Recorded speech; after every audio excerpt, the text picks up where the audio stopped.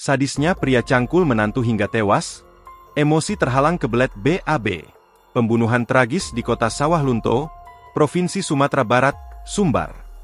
Korban berinisial RH tewas dibacok dengan cangkul hingga meninggal dunia pada Kamis, 29 Agustus 2024. Kasat Reskrim Polres Sawah Lunto, AKP Syafrinaldi, mengungkapkan pelaku berinisial SH panggilan yang telah menyerahkan diri dan mengakui perbuatannya. Menurut keterangan pelaku, ia membacok kepala korban dengan cangkul sebanyak 5 kali. Kejadian berawal ketika ia terbangun dari tidur karena sakit perut dan ingin buang air besar sekitar pukul 5.30 waktu Indonesia Barat. Namun, ia terhalang oleh korban yang sedang mencuci piring di dekat pintu WC. Pelaku meminta korban untuk menyingkir sejenak, tetapi korban diduga menolak dengan nada keras, yang memicu kemarahan pelaku. Hal itu diduga membuat pelaku emosi dan melihat adanya cangkul yang ada di lokasi kejadian. Pelaku pun meninggalkan korban dalam kondisi kepala berdarah dan tergeletak di lantai. Kemudian datang saksi Herman dan Uzaifa.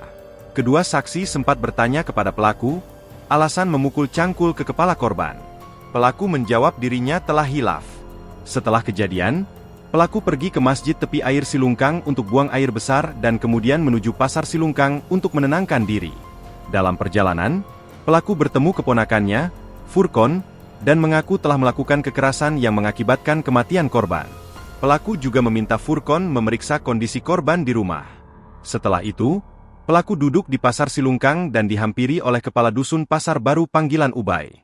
Ubay membujuk pelaku untuk menyerahkan diri ke Polsek Muaro Kalaban. Barang bukti yang diamankan meliputi 1 unit cangkul, sepasang sandal jepit milik korban, 2 piring kaca, 1 sendok, dan 1 helai baju berwarna oranye milik pelaku. Terhadap terduga pelaku kini disangka melanggar pasal 338 KUHP Jo 351 ayat 3, KUH pidana dengan ancaman pidana penjara maksimal 15 tahun, pungkas AKP Syafrinaldi. Download Tribun X sekarang, menghadirkan lokal menjadi Indonesia.